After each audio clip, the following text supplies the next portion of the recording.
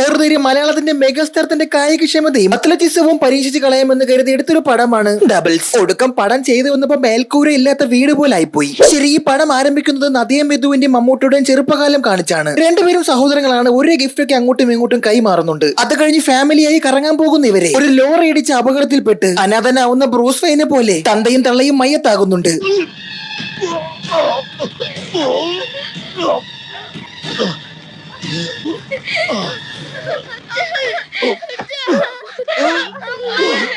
എടാ, ഏത് ക്ഷയം പിടിച്ചവനാണ് ആ തന്തയ്ക്ക് ഡബ് ചെയ്ത ഫുൾ ടൈം.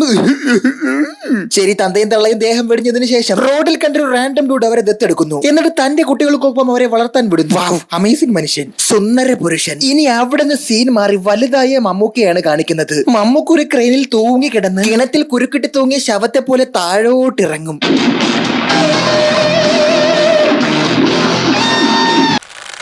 ഞാൻ പറയണ ഇതിലും ഒരു ഡമ്മീനെ കെട്ടിത്തൂക്കി ഇറക്കിയിരുന്നെങ്കിൽ കാറ്റടിക്കുമ്പോഴെങ്കിലും അതൊത്തി ആടിയനെ. ഏർലി 2000s മമ്മൂക്ക് ഇതുപോലൊരു സിനിമയിൽ അഭിനയിച്ചു എന്ന് പറയുന്നത് എനിക്ക് വിശ്വസിക്കാനേ ആകുന്നില്ല. അതായത് കേസ് ആ നാട്ടിൽ ഇവിടെ കൊക്കയിൽ ആര് വീണാലും ഇക്കയും മൊയ്തും കൂടി തന്റെ ക്രെയിനും എടുത്ത് ഇറങ്ങും അവരെയൊക്കെ രക്ഷിക്കാൻ. ആ നാട്ടിലെ ഫയർഫോഴ്സിന്റെ പണി ചെയ്യുന്നത് ഇവരാണ്. ഇക്ക തൂങ്ങി ആടണതിലും റോബോട്ടിനൊക്കെ ഡിസൈൻ ചെയ്തേക്കണത് ഇക്കയുടെ ശരീരപ്രകൃതം നോക്കിയാണ്. എനിക്കറിയാം ഇക്ക ഫാൻസ് എന്നെ ഊക്കുമെന്ന്. പക്ഷെ ഞാൻ സത്യം പറയും, ഫണ്ണായിട്ട് കാണാത്തമാരൊക്കെ പോയി പണി നോക്കണം. അതിസാഹസികമായി ഇക്കയുടെ ഡൂപ്പ് അവരെ രക്ഷിച്ച് മുകളിലേക്ക് കൊണ്ടെത്തിക്കും. ഇതോ പിന്നെ ഇക്ക ഒഴുകണ്. അല്ലാതെ ഡൂപ്പാണ് കേട്ടോ. റിസ്കി ഷോട്ടുകളെല്ലാം ഡ്യൂപ്പും റിസ്ക് ഇല്ലാത്ത ഷോട്ട് എല്ലാം ഇക്കയും. ഇക്കക്ക് ഡൂപ്പിട്ട് മാത്രം മസ്താങ്കം മേടിച്ച മനുഷ്യരുള്ള നാടാണ് ഇത്. ശേഷം അവിടെ നിന്നുകൊണ്ട് ഇക്ക കാലിട്ട് ചാണാത്ത 2 ചവിട്ട് ചവിട്ടി ആ സീനിങ് അവസാനിപ്പിക്കും.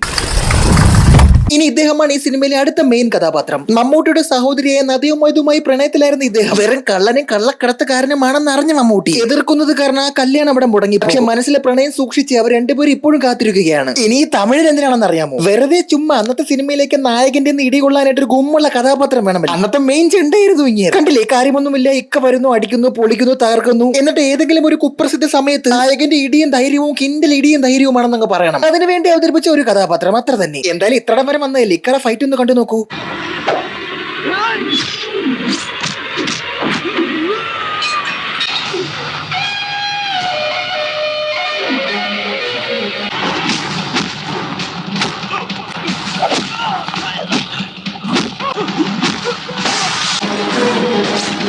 ഞാൻ പലപ്പോഴും ചിന്തിക്കാറുണ്ട്, ഇക്ക ഫൈറ്റ് ചെയ്യുമ്പോൾ ഒരു കൈ ആകാശത്തോട്ടിരിക്കും. ശക്തിമാൻ കറങ്ങുന്ന സമയത്ത് വിരൽ മുകളിലോട്ട് പോക്കി കറങ്ങൂലേ, അതുപോലെ. ഉദാഹരണത്തിന് നോയിക്കോ, കണ്ട ഒരു കൈ ആകാശത്തോട്ടിരുന്നത് സിഗ്നേച്ചർ മൂവ് ആയിരിക്കും അല്ലേ. എനിവേ ഫൈറ്റ് കഴിഞ്ഞ് മണ്ണൊക്കെ പറ്റി ഒന്ന് കുളിക്കാമെന്ന് കരുതി ഇക്ക ബാത്റൂമിൽ കയറി സോപ്പം തെച്ച് നിൽക്കുമ്പോൾ ഒരു പ്രത്യേകതര സ്വഭാവമുള്ള നദിയെ മൊയ്തു പൈപ്പ് ഓഫ് ചെയ്യും. ഇക്കയാണെങ്കിൽ മഞ്ഞത്ത് വീണ കരടി പോലെ ഒരു ബക്കറ്റ് വെള്ളത്തിനുവേണ്ടി കാത്തു നിൽക്കും. ഒപ്പം ഒരു കപ്പിൽ വെള്ളം കൊണ്ട് കൊടുക്കും.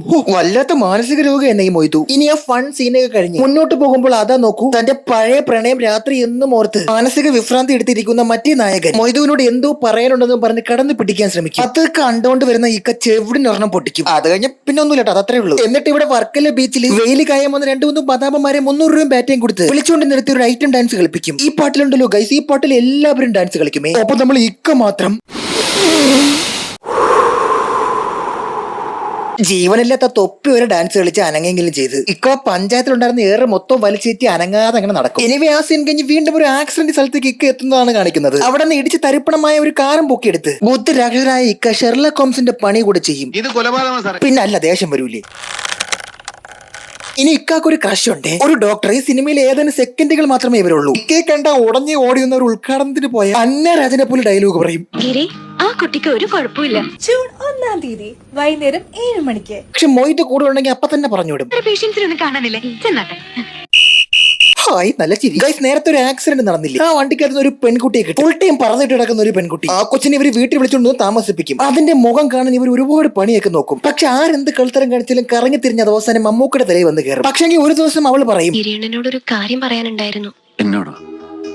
എന്താ കാര്യം? അത് പിന്നെ അത് അയ്യേ, ഇതെന്ത് ഞാൻ ഒന്നും പറഞ്ഞില്ല, ഭ്രമയോഗമൊക്കെ ഇപ്പൊ കണ്ടതേ ഉള്ളു ഞാൻ. അതേസമയം ഒരു രാത്രി അവളെ കൊല്ലിനായിട്ട് ഒരു കാബാലികൻ കത്തിയുമായി വരും. ഇക്ക അവനിട്ട് നല്ല പെടയും കൊടുത്തിട്ട് ജനലിന്റെ കമ്പി നിന്ന് എണ്ണും. അത് മൊയ്തുവിന് ഇഷ്ടപ്പെടില്ല. മൊയ്തു അവളെ 2 അവരോധവും പറഞ്ഞ് എവിടെയായാലും കൊണ്ട് കളയാൻ പറയും. കല്യാണം കഴിക്കാൻ നിൽക്കുന്ന 2 പേർക്ക് പിന്നെ അസഹിഷ്ണുത ഉണ്ടാവില്ലേ. എനിവേ ഇക്ക അവളെ വീട്ടിൽ കൊണ്ടാക്കുമ്പോൾ അവിടെ അതാ കുറച്ച് ഗുണ്ടകൾ വരുന്നു. അവർ വന്ന മുഖംപൂടി ധാരയുടെ മുഖംപൂടി വലിച്ചു കീറും. അങ്ങനെ ആദ്യമായി ആ മുഖം കൊണ്ട് ഷോക്കിൽ ഇക്ക ഇങ്ങനെ പകച്ചു നിൽക്കും.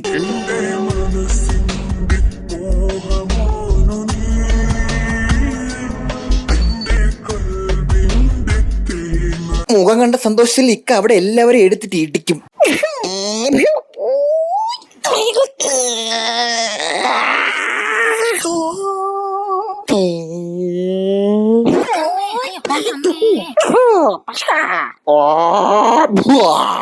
ഗസ് ഇനിയാണ് ഇതിന്റെ ഫ്ലാഷ് ബാക്ക് പറയുന്നത്. അതായത് ഈ കുട്ടിയില്ലേ, ഈ കുട്ടി ഈ സോഫയിൽ ഇരിക്കുന്ന ബോഡി ബിൽഡർ കുറച്ച് പണം ഈ കുട്ടിയുടെ കയ്യിൽ ഏൽപ്പിച്ചിട്ടുണ്ടായിരുന്നു, ഒരു 50 ലക്ഷം രൂപ. അതുമായി പോകുന്ന വഴിയിലാണ് കാർ ആക്സിഡന്റ് പറ്റി ഈ കുട്ടി ആശുപത്രിയിലാകുന്നത്. അവിടെയും ഈ പ്രവാചകനെ പോലെ ഇരിക്കുന്ന ഈ മനുഷ്യൻ വന്നിട്ട് പറയും, പണം തന്നില്ലെങ്കിൽ നിന്നെ തട്ടിക്കളയും. പണം ഒരു പക്ഷേ മമ്മൂട്ടിയുടെ വീട്ടിൽ കാണാൻ സാധ്യതയുണ്ട്, അതിനാൽ അവിടെ കടന്നു ചെന്ന് ഈ പണം എങ്ങനെയെങ്കിലും ഒപ്പിക്കണം. ബട്ട് ഗൈസ്, അവരെ ഇടിച്ച് കൊല്ലാൻ ശ്രമിച്ച ലോറി ആരുടേതാണെന്ന് അറിയാമോ? മൊയ്തുവിന്റെ കാമുകന്റേത്. അത് പറയാൻ ഇക്ക വരുമ്പോ ഉണ്ടല്ലോ, എവിടെയെങ്കിലും കൊണ്ട് കളയാൻ പറഞ്ഞ ഇവളെ വണ്ടിയിൽ പിന്നും ഇരിക്കുന്നത് കണ്ട മൊയ്തു പൊട്ടിത്തെറിക്കും. ഇക്ക അവളുടെ കരണക്കുറ്റിക്കൊന്ന് പൊട്ടിക്കും അവശ്യം. അങ്ങനെ മമ്മൂട്ടി കാരണം കൊലപാതക കേസിൽ അകത്തായി അങ്ങനെ കാണാൻ ഇത് ഇങ്ങനെ വരും. ഇനി ആരാണ് ഇങ്ങേരെന്നല്ലേ? കണ്ട നമ്മുടെ ദേവജിയുടെ ചേട്ടനെ പോലെ ഉണ്ടല്ലേ? എന്നാൽ കേട്ടോ, ഇങ്ങേരാണ് ഈ പടത്തിലെ വില്ലൻ. കൂടെ നിന്ന് ചതിക്കുന്ന ആ മഹാപാപി അത് ഇവനാണ്. അടി കിട്ടിയത് കാരണം പിണങ്ങിപ്പോയ സഹോദരി തിരിച്ചു കൊണ്ടുവരാൻ, സത്യങ്ങളെല്ലാം മനസ്സിലാക്കാൻ ദേ ഈ പ്രവാചകന് 50 ലക്ഷം രൂപ ഇക്ക കൊടുക്കാന്ന് പറയും. പക്ഷേ ഈ പ്രവാചകന്റെ കയ്യിലും അധികം സമയമില്ല. ആ 50 ലക്ഷം രൂപയ്ക്ക് വേറെ ആൾക്കാരുണ്ട്. സിനിമയിൽ ഇപ്പോൾ ഒരു ട്രാൻസിഷൻ ഉണ്ട്, അടിപൊളിയാണ്. എവിടെ നിന്നോ സംസാരിച്ചു വരുന്ന മമ്മൂക്കയുടെ മുന്നിലേക്ക് അയാൾ പെട്ടെന്ന് അങ്ങ് പ്രത്യക്ഷപ്പെടും. കണ്ടാ, ഓ വാവ്, അടിപൊളി ട്രാൻസാക്ഷൻ അല്ലേ അത്? ഇത് ഞാൻ കൊള്ളാല്ലേ, നല്ല ഓറയുള്ള നടൻ. പക്ഷെ അധികം സിനിമകളിൽ ഞാൻ കണ്ടിട്ടില്ല. ഇനി നമുക്ക് കാര്യത്തിലേക്ക് കിടക്കാം. ഈ 50 ലക്ഷം രൂപ സമ്പാദിക്കാൻ വേണ്ടി ഇക്ക പഠിച്ച പണി പലതും നോക്കിയിട്ട് ഒന്നും കിട്ടാത്തത് കൊണ്ട് സഹോദരി അടുത്ത് പോയി 50 ലക്ഷം രൂപ ചോദിക്കും. അവിടെ മുഖത്തിട്ട് ആട്ടും, അന്റെ പെണ്ണുങ്ങൾക്ക് വേണ്ടി നീ എന്റെ പൈസ വാങ്ങണമെന്നായി. അതേസമയം കത്തിയുമായി അവിടെ എത്തിയ അബൂ സലീം ഇവളെ കൊല്ലാൻ ശ്രമിക്കും. പക്ഷേ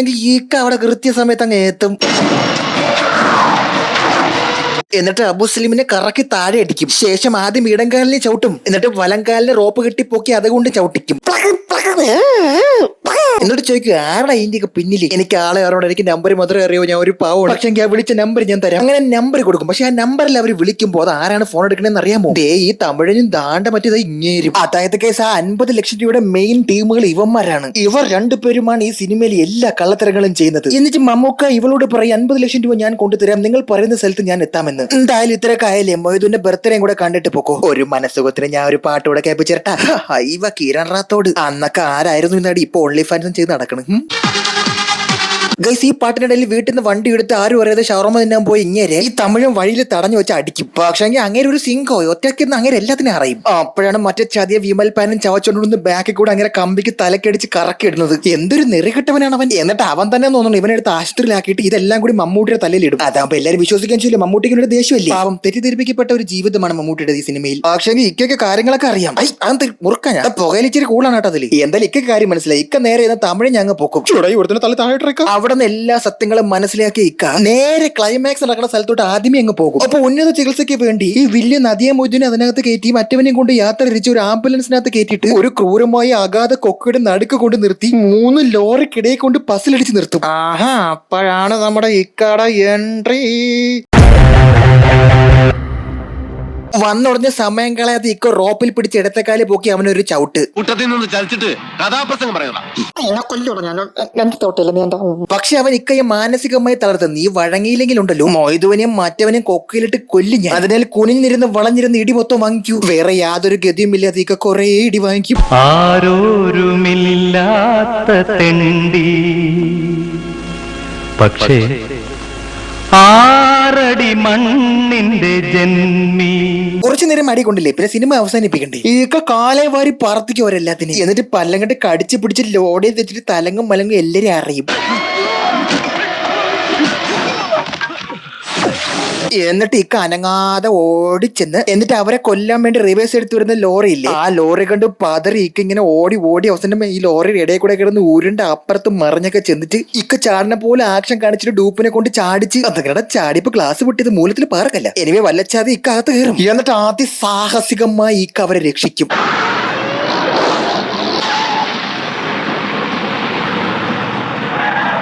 അവർ രക്ഷിച്ചല്ലോ, പിന്നെ റിലാക്സ് ആയി. പിന്നെ നായകന് ഒറ്റയ്ക്ക് നിന്ന് ഫൈറ്റ് ചെയ്യാലോ. ഓടി നടന്നൊക്കെ വരുന്ന 10-20 പേരെ ഈ ഒറ്റയ്ക്ക് അടിച്ചിടും. അവസാനം വില്ലനും നായികയും നായികയുടെ അടികൂടി ഒരു കൊക്കയുടെ വാക്കിൽ പോയി നിൽക്കും. എന്നിട്ട് ക്രൂരനായ വില്ലൻ നദിയ മൊയ്തുവിനെ കൊക്കയിൽ തള്ളിയിട്ട് കൊല്ലാൻ ശ്രമിക്കും.